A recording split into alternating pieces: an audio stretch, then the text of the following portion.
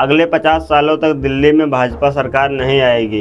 दिल्ली सरकार बीजेपी ने जो काम किया है ना, अगले 50 साल दिल्ली में वापस बीजेपी नहीं आएगी। बीजेपी मुर्दाबाद, बीजेपी मुर्दाबाद, रेखा गुप्ता मुर्दाबाद।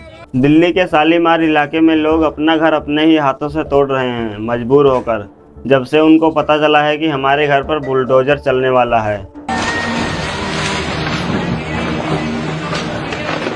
अब इनको समझ आ गया है कि हमने किसको वोट दिया था। उसको ना हिंदू मोहम्मद के चक्कर में बस गलती कर दी हमने, हिंदू मोहम्मद के वोट दिया उसको, हिंदू मोहम्मद के चक्कर में हमने गलती कर दी बस खाली, हमने गलती कर दी बस खाली, हिंदू मोहम्मद के चक्कर में हमने उसको वोट दिया बस खाली।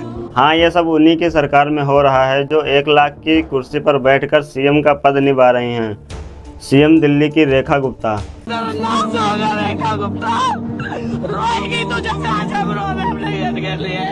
सरकार तो आम आदमी पार्टी और कांग्रेस की भी रही है, लेकिन उन्होंने कभी गरीबों पर अत्याचार नहीं किया है। एक बात हकीकत बोल रही हूँ, केजरीवाल भी 15 साल रहे, लेकिन गरीबों के साथ में कोई अन्याय नहीं करे, कभी गरीबों को नहीं सताया है।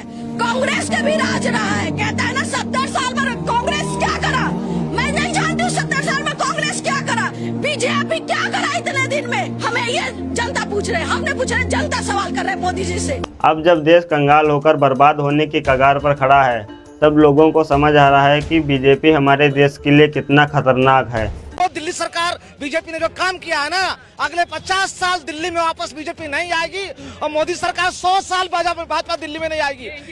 हाँ बिल्कुल, हमारी सोच, ये इनकी सोच है, ये नहीं आएगा, कभी नहीं आएगा। बीजेपी मुर्दाबाद, बीजेपी मुर्दाबाद, रेखा गुप्ता मुर्दाबाद, रेखा गुप्ता मुर्दाबाद, रेखा गुप्ता के चमचे मुर्दाबाद।